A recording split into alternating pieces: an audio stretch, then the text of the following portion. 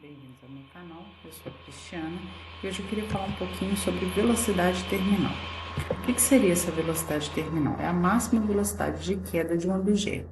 Então vamos imaginar que eu tenho um objeto e esse objeto vai ser solto a partir do repouso, ou seja, ele vai cair em queda livre.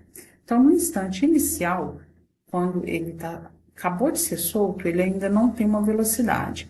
E aí, nesse caso, a única força que atua sobre ele é a força peso, então aqui vertical para baixo. A partir do momento em que ele começa a cair, ele começa a sofrer a força de resistência do meio em que ele está, em muitos casos do ar. Ele começa a sofrer essa força de arrasto, essa força de resistência. E a gente sabe que essa força, ela pode ser proporcional à velocidade ou proporcional ao quadrado da velocidade. Mas, de qualquer maneira, à medida que a velocidade aumenta, a força também vai aumentar. Então, inicialmente, eu tenho um peso W e uma força zero.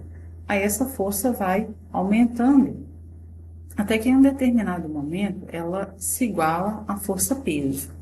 Se a força de resistência fosse superior à força peso, conseguisse aumentar mais do que a força peso, o que ia acontecer? A tendência do objeto era inverter o sentido do movimento. Então ela estava indo para baixo, quando a força FD fica maior do que o W, ela tenderia a subir de novo. A gente sabe que isso é fisicamente impossível.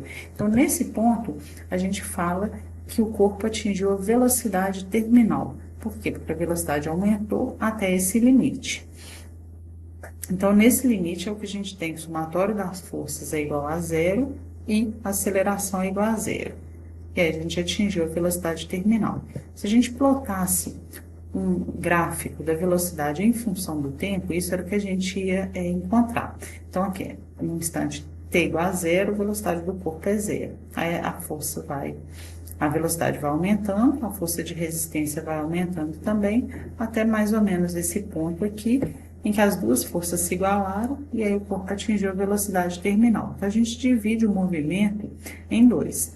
Um, que é antes dele atingir a velocidade terminal, que o somatório das forças é diferente de zero.